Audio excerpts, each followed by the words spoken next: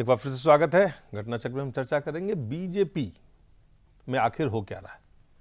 Party में वाकई क्या प्रधानमंत्री पद के दावेदारी को लेके घमासान है। अभी तो लोकसभा यानी आम सभा चुनाव होने अभी बाकी है, 2014 तक समय है, लेकिन प्रधानमंत्री पद के दावेदारी को लेके लगातार पार्टी विवाद में है। और आडवाणी जी, लालकृष्ण आडवाणी जी पहले गृह मंत्री थे एनडीए सरकार में, फिर वो प्रधानमंत्री बने, पार्टी के सबसे वरिष्ठ नेता हैं। उन्होंने कई बार कई ऐसे बात कही है जिससे कई मायने निकल के आते हैं। अभी हाल में ही उन्होंने नरेंद्र मोदी, गुजरात के चीफ मिनिस्टर, और मध्य प्रदेश के मुख्यमंत्री शिवराज सिंह की तुलना की। आपको वो बयान दिखाते हैं जो उन्होंने शिवराज सिंह चौहान पे दिया है। इतनी उपलब्धियां करने के बाद भी उनके मन में कभी अहम का भाव नहीं दिखाई देता, कभी घमंड जैसी कोई चीज नहीं। और मैं इसीलिए आपके बीच में, आप सब कार्यकर्ताओं के बीच में शिवराज जी की उपस्थिति में उनकी प्रशंसा करता हूं कि मध्य प्रदेश में भी सब उपलब्धियां करने के बाद भी वे अपनी विनम्रता को बनाए रखते हैं। मध्य प्रदेश ने शिवराज जी के आने के बाद क्या क्या उपलब्धियां की हैं तो विस्मय होगा, चमत्कार जैसे हो जाता है ना, वैसी स्थिति है। नरेंद्र भाई मोदी को मैं कहता हूं कि गुजरात तो पहले भी स्वस्थ था। आपने सुना, और ये पूरी तरह से हमने आउट ऑफ कंटेक्स्ट नहीं, सिर्फ एक लाइन हमने नहीं दिखाया, जबकि वो पूरी बातें हमने आपको दिखाई जिन्होंने वो कहा कि नरेंद्र भाई मोदी को मैं कहता हूं। और इस पे अलग अलग प्रतिक्रियाएं हैं। सबसे पहले बीजेपी के प्रवक्ता हैं राजीव प्रताप रूडी, उन्होंने क्या कहा है आप खुद देखें। Mr. Shivraj Singh Chauhan, who was present in the state executive of the BJP in Madhya Pradesh at Gwalior, said that Mr. Lalkrishna Advani, while making his speech, had praised all the BJP-ruled chief ministers, be it Narendra Modi, be it Raman Singh, be it Shivraj Singh Chauhan, be it Manohar Parrikar, all had been praised. And in doing so, I think like a statesman, Mr. Lalkrishna Advani carried a positive word for every chief minister. And it's a very natural practice that when you visit a particular state, where the entire state executive or the council is sitting there, you are expected to boost the workers and the the state executive members who expect a lot for the leadership. So I think it's not in isolation. There is a complete misrepresentation or a misinterpretation, and I think it's not fair to have attributed this aspect to the speech of Mr. Lalkrishna Advani. Thank you. आपने सुना राजीव प्रताप रूडी, उन्होंने कहा कि तमाम मुख्यमंत्रियों के लिए तारीफ के शब्द लालकृष्ण आडवाणी जी के द्वारा कार्यकर्ताओं को उत्साहित करने के लिए कहा गया था, और इसलिए वहाँ पे कहीं भी किसी तरह की गुंजाइश नहीं है जो क्रिटिसिज्म हो रहे हैं। साथ ही उन्होंने कहा कि ये जो मिस रिप्रेजेंटेशन ऑफ फैक्ट्स हैं, तथ्य को गलत तरीके से तोड़ मोड़ के रखा गया है। कांग्रेस के प्रवक्ता हैं शकील साहब, उन्होंने क्या कहा, फिर हम आपके साथ आते हैं। कि जिसमें हमको दावत नहीं है। जहाँ तक आडवाणी जी का बयान है कि राजनाथ सिंह जी अच्छे हैं, कि मोदी जी अच्छे हैं। अब राजनाथ सिंह जी ने अभी शिवराज सिंह चौहान जी ने कहा है, एक और मोदी जी से अच्छे उम्मीदवार का नाम उन्होंने रमन सिंह जी का बता दिया है। तो आडवाणी जी पर हम लोग का ताज्जुब नहीं है, ये उन्होंने क्यों कहा है वो एक्सप्लेन करेंगे। ये हमारी पार्टी का मैटर नहीं, लेकिन एक कहावत है हमारे वहाँ हम लोगों के इलाके में कि जिस भोज में हमको दावत नहीं है उसमें गड़बड़ियाँ ही गड़बड़ियाँ पैदा हो, उसी में हमको संतोष होता है, उसी में हमको संतुष्टि होती है। बेहद खुश नजर आ रहे थे कांग्रेस के प्रवक्ता, लेकिन भाजपा के अध्यक्ष राजनाथ सिंह को भी आके सफाई देनी पड़ी। उन्होंने क्या सफाई दिया है आप खुद देखें।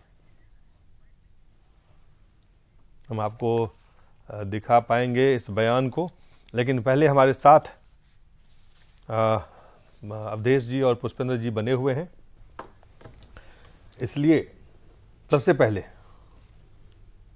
अवधेश जी। इसमें 4 बातें हैं। पहले एक बात मैं पूछना चाहता हूँ, फिर मैं 4 बात आपसे सुनूंगा। जब पूछेंगे तभी आप लोगों ने इस पूरे समाचार को ट्विस्ट करके मैं सिर्फ एक बात जानना चाहता हूँ कि इसका अनर्थ हो गया। हाँ, कि लालकृष्ण आडवाणी जी के जो बयान है उसके जो मायने निकाले जा रहे हैं वो सही है या गलत है?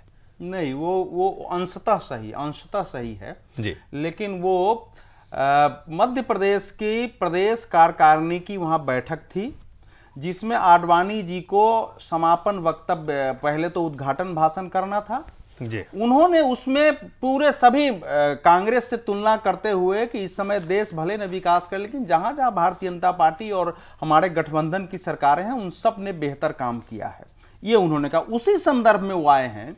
जो कहा जा रहा है, पहली बात तो यह है कि उन्होंने ये नहीं कहा है कि गुजरात पहले ही विकसित राज्य था। उन्होंने कहा है कि नरेंद्र भाई को मैं कहता हूं कि गुजरात तो पहले से ही स्वस्थ राज्य था, आपने उसको उत्कृष्ट बनाया, इसलिए आपका अभिनंदन।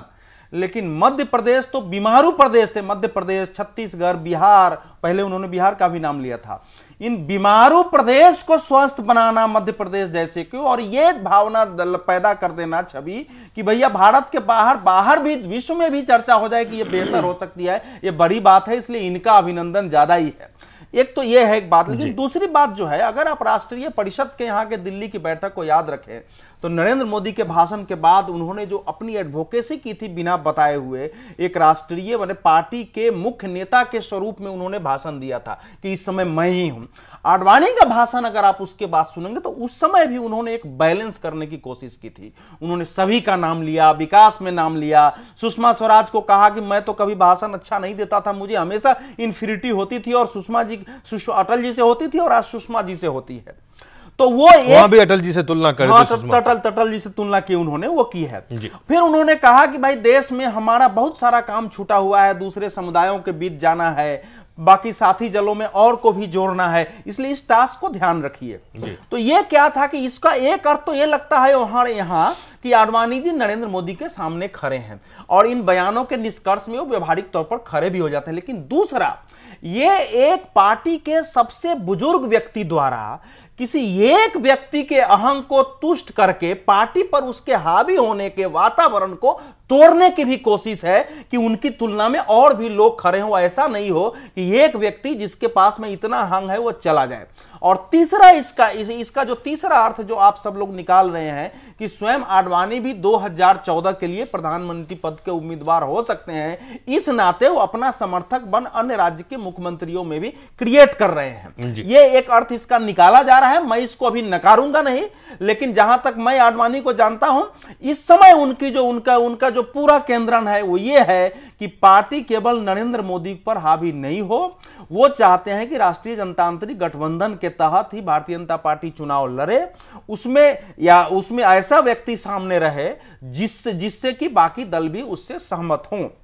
तो ये एक इस समय जो मुझे लग रहा है एक बुजुर्ग के द्वारा अपनी पार्टी को बचाने की और बाकी एक सामूहिक नेतृत्व खड़ा करने की अटल जी के बाद वो एक बड़ी कोशिश है। उसी के तहत मैं इसको देखता हूं। केवल ये भारतीय जनता पार्टी के आंतरिक संघर्ष के रूप में मैं इसको नहीं देखता। उसमें आंतरिक संघर्ष भी शामिल है, यद्यपि वो भी है इसमें। जी पुष्पेंद्र, ये पूरे बयान का जिस तरह से मनीष तिवारी का अगर देखें तो उनका बयान है कि वहां पे बीजेपी में आडवाणी बनाम मोदी है, मोदी बनाम राजनाथ है, राजनाथ बनाम सुषमा है, सुषमा बनाम अरुण जेटली का खेल चल रहा है।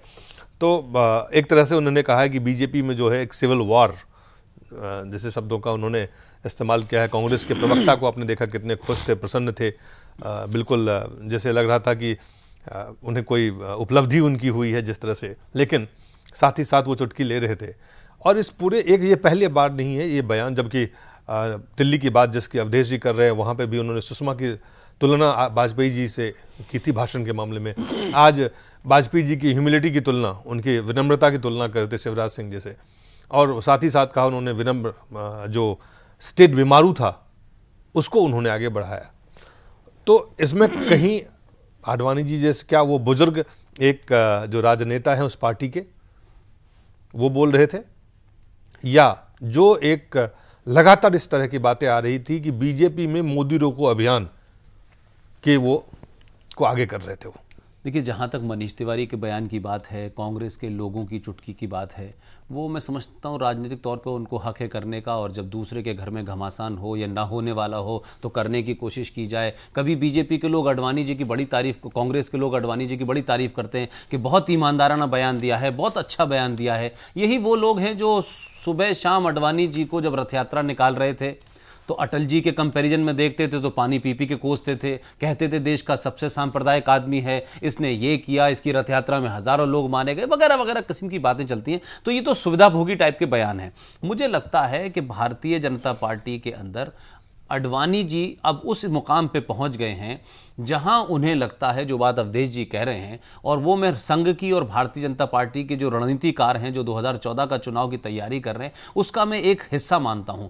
अडवाणी जी को किसी भी तरीके से इस वक्त भारतीय जनता पार्टी का जो नेतृत्व जो है, चाहे वो देखने में राजनाथ के पास हो, लेकिन देश की दुहाई दी जा रही है, पॉपुलरिटी की दुहाई दी जा रही है, और नरेंद्र मोदी की पॉलिटिक्स जो कि बहुत एग्रेसिव पॉलिटिक्स है, बहुत वायलेंट पॉलिटिक्स है, कि बहुत तेजी से बातों को तय करना, बहुत तरीके से, बहुत लोकतांत्रिक तरीके से चीजों को सुलझाने में यकीन नहीं रखना, और वो जानते हैं कि व्यवस्था बहुत पंगु हो चुकी है, लिहाजा जो मैं कह रहा हूं उसको करो, नहीं तो बहुत समय निकल जाएगा। ऐसी स्थिति में अडवाणी को एक डार्क हॉर्स की पोजीशन में संघ और बीजेपी और तमाम जितने भी संगठन है एक डार्क हॉर्स की पोजीशन में रखना चाहता है कि अगर 2014 के चुनाव के अंदर स्थिति नहीं कुछ बहुत अच्छी हुई तो अडवाणी जी का कहीं इस्तेमाल करके फेस सेविंग की जा सकती है। और आपको याद होगा कि अटल जी जो कि बड़ी सॉफ्ट पॉलिटिक्स करते थे, सारे लोग उनको चाहते थे, और उसके बाद अडवाणी जी का एक चेहरा क्रिएट किया गया और पूरी रथ यात्रा निकली, मंदिर आंदोलन हुआ, और वो पार्टी जो लोकसभा में मात्र 2 सीटों पर बैठी हुई थी और उसके बाद 182 पे पहुंची, और 182 पे पहुंचने के बाद भी एक ऐसा पेच आया जो पेच अभी भी आएगा 2014 में, जिसकी बार बार अडवाणी जी बात कह रहे हैं क्योंकि वो एक्सपीरियंस है, भुगत चुके हैं। उनको बार बार कहा जा रहा है कि देखिए साहब, हमें लोगों को मिलाना है, दूसरे संप्रदायों के बीच में जाना है, और ये भी अच्छे हैं और आप भी अच्छे हैं और शिवराज भी अच्छे हैं। मैं समझता हूं ये सिर्फ इसलिए हो रहा है कि अडवाणी जी की, आप अगर ये देखें कि जब जिस समय से राजनीतिक पटल से भारतीय जनता पार्टी से अटल जी बाहर हुए, उसके बाद अडवाणी जी ने तमाम सेकुलरिज्म का चोला पहनने की कोशिश की, वो जिन्ना की मजार पे गए, वहां उनकी तारीफ की, फिर उसके बाद भारत आए और तमाम रोज जिस तरीके के उनके बयान थे, अब वो एग्रेसिव अडवाणी नजर नहीं आते हैं अयोध्या मूवमेंट वाले, अब वो एक्सेप्टेबल आते हैं। अब वो ऐसा लगता है कि उन्होंने इंडिया के पार्टनर भी उनको कहते हैं कि उनकी छवि कुछ कुछ अटल जी जैसी हो जाए और उनके मुकाबले में एक ऐसा एग्रेसिव चेहरा खड़ा हो जो नरेंद्र मोदी इस समय सामूहिक तौर पर हार्डकोर हिंदू वोट की बात करता हो। और जब स्थिति यह हो कि जब जो सीटें हैं इस वक्त वो किसी तरीके से 116 से 170 तक पहुंचे, तो आप जानते हैं कि 170 पे सरकार नहीं बनती, सरकार 272 पे बनती है। तो जो बाकी लोग हैं उसमें चाहे दूसरे घटक दल हो, वो तमाम में से कोई भी एक शर्त रख देगा कि साहब हमें नरेंद्र मोदी पसंद नहीं है, तो क्या संघ की, बीजेपी के तमाम रणनीतिकारों का यह होगा कि नहीं, मोदी नहीं तो हम सरकार नहीं बनाएंगे। उस वक्त के लिए अडवाणी को तैयार किया जा रहा है। ये बयान रोज आ रहे हैं, ये उसी का एक हिस्सा है। चलिए, मैं थोड़ा इससे मैं डिफर करूंगा, क्योंकि इस समय इस बयान की चर्चा है, जो कुछ चल रहा है एक दूसरा पक्ष है।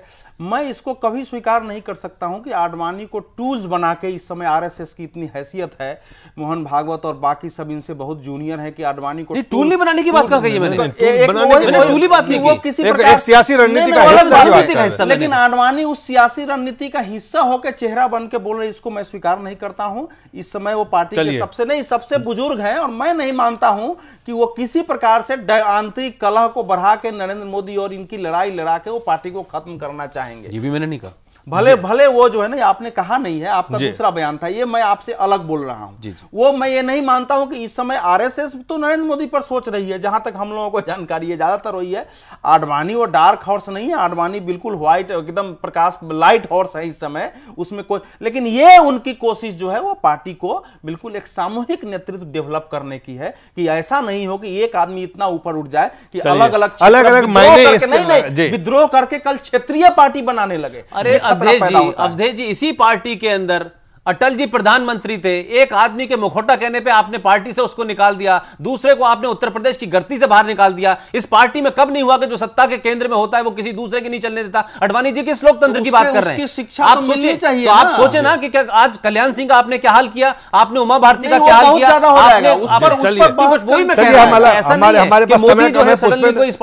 हमारे पास समय कम है और हमारे पास एक अहम मुद्दा है बचा हुआ, वो है कि फिक्सिंग के बाद जो भी कुछ क्रिकेट में हुआ उसके मायने बीसीसीआई के बैठक में जो है उसके क्या मायने हैं, बिल्कुल साफ साफ शब्दों में अगर हमारे दर्शक को आप कम शब्दों में बता पाए, कम समय में बता पाए तो बहुत ही आसान। इतवार की मीटिंग के अंदर यह साबित हो गया कि बीसीसीआई को, बीसीसीआई के पदाधिकारी के नाम पे, चाहे संजय जदगले हो या दूसरे दीगर खिलाड़ी हो या स्टेट एसोसिएशन के लोग हों, वो नहीं चला रहे हैं। इनकी कमान दिल्ली में बैठे हुए इस संघ के ऊपर जिन लोगों की पकड़ है, आपको याद होगा कि इतने सब कुछ कहने के बावजूद भी ये बड़े नेता दिल्ली, वहां चेन्नई की मीटिंग में नहीं गए और यहीं दिल्ली से इन्होंने तार हिलाए और फिर एक आपस में एक दूसरे के, जो शरद पवार के खिलाफ था उसको इस वक्त मौका मिला तो वो दुश्मन का दुश्मन दोस्त हो गया, उसको बिठा दिया। तो असली कमान बीसीसीआई की, जो बात जैन टीवी पे आप भी और मैं भी लगातार कह रहे हैं कि बीसीसीआई के अंदर श्रीनिवासन चले जाएं या ललित मोदी चले जाएं या डालमिया आज आ जाएं या शशांक मनोहर चले जाएं,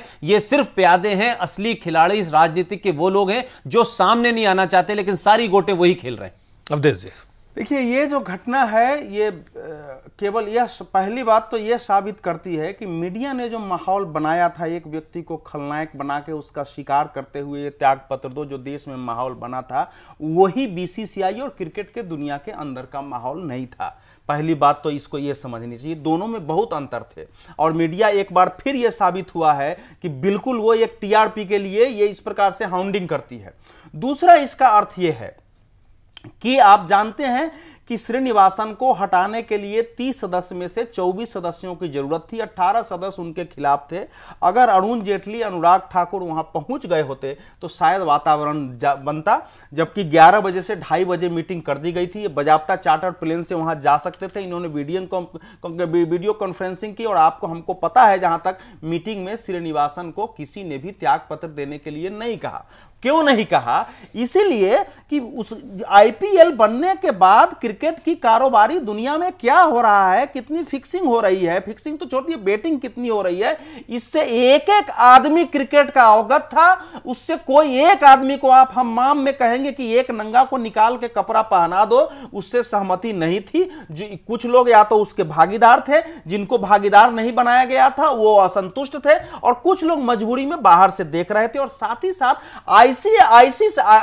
आईसीसी को बेटिंग से कोई लेना देना नहीं था, क्योंकि इंग्लैंड में, ऑस्ट्रेलिया में, न्यूजीलैंड में सब जगह बेटिंग लीगल है। बेटिंग केवल भारत का झगड़ा है, इसलिए उसको भी कोई मतलब नहीं था। इन सब का लाभ उसको मिला है। लेकिन मैं ये मानूंगा कि जब अरुण जेटली जी ने कहा था कि भैया कुछ नई खबर, विशेष खबर हमको मिलने वाली है, वो विशेष खबर नहीं मिली है, तो इसके लिए जिम्मेवार तो वही है, क्योंकि राजीव शुक्ला के इस्तीफे, सचिव के और क्या नाम है उसके, ट्रेजरर के इस्तीफे, 18 के साफ साफ बयान, अनुराग ठाकुर का यह कहना कि अगर नहीं मानेंगे तो एसडीएम भी बुलाई जा सकती है, बावजूद वो व्यक्ति अपनी शर्त पर अड़ा हुआ रह गया है। क्या कारण था वो जीत? कारण इतना ही है कि उस हम्माम में सभी नंगे थे। ये इशू इतना बड़ा अंदर है ही नहीं क्रिकेट के दुनिया का अंदर, जितना बाहर। मैं आपको क्रिकेटर का बयान, कीर्ति आजाद लगातार इस पे बयान दे रहे हैं, उन्होंने क्या कहा वो आपको हम दिखाते हैं।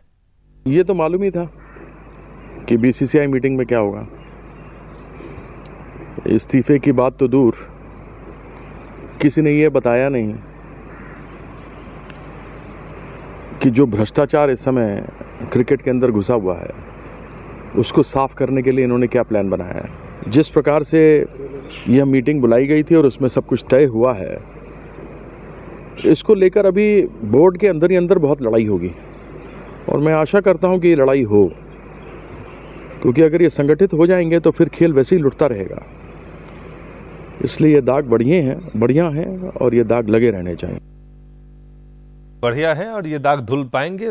पुष्पेंद्र, या ये दाग और बढ़ते जाएंगे? देखिए, जो बहुत कम शब्दों, हमारा समय खत्म हुआ हो गया है बीसीसीआई के अंदर, उससे ऐसा नहीं लगता कि बीसीसीआई के पदाधिकारी और इससे जुड़े हुए तमाम नेता इसको क्लीन अप करना चाहते हैं। हां, कुछ एक दूसरे के कपड़े बदलने के बाद ये कह सकते हैं इसमें दाग कम थे, इसमें बिल्कुल कम है, जो बैठा दिए गए इनमें बहुत ही कम है। अब ये अलग बात है, क्या कहते हैं कि उनके दाग कब बड़े हो जाए, कब छोटे हो जाए। सितंबर में बीसीसीआई के अध्यक्ष पद का चुनाव है। हर वो आदमी जो इस समय वोटर है, एक जो भी बनेगा इनमें से, उसका उसे वोट चाहिए। कोई श्रीनिवास को नाराज नहीं करना चाहता। अनुराग ठाकुर के श्रीनिवासन से बहुत अच्छे संबंध है। अनुराग ठाकुर उनके खिलाफ नहीं जाना चाहते थे, क्योंकि उनको ज्वाइंट सेक्रेटरी से प्रमोट होना है। 2 पद खाली हो चुके हैं, लिहाजा दाग की बात जो कीर्ति आजाद कह रहे हैं, मैं कीर्ति आजाद नाराज हैं, लगातार बीसीसीआई से नाराज हैं, उनके बयान ऐसे आ रहे हैं। लेकिन सवाल यह है कि गावस्कर हो, गुंडप्पा विश्वनाथ हो, कपिल देव हो, ये लीजेंड कहां हैं आज? इनका बयान क्यों नहीं आ रहा? ये क्यों नहीं कुछ कह पा रहे? क्या बीसीसीआई की पेंशन, क्या बीसीसीआई के लिखने का राइट, क्या बीसीसीआई की कमेंट्री करने का पैसा मिलने के नाम पर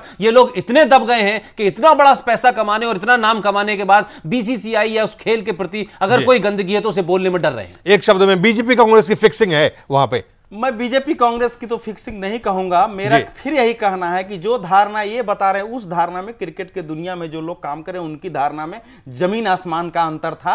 वो उसको भ्रष्टाचार उस ढंग से मानते नहीं जैसे हम मानते हैं। मैं ये कह सकता हूं कि हर शाख पे उल्लू बैठा है, अंजाम गुलिस्ता क्या होगा। बहुत बहुत नहीं, लेकिन श्रीनिवासन ने कहा, एक लाइन हर शाख पे उल्लू बैठा हो, अंजाम गुलिस्ता, लेकिन श्रीनिवासन ने कहा कि भैया आप करो तो रासलीला और हम करें तो कैरेक्टर ढीला, उसी में सारा मामला खत्म हो गया। चलिए, बहुत बहुत धन्यवाद अवधेश जी, पुष्पेंद्र, और आप सबका बहुत बहुत धन्यवाद।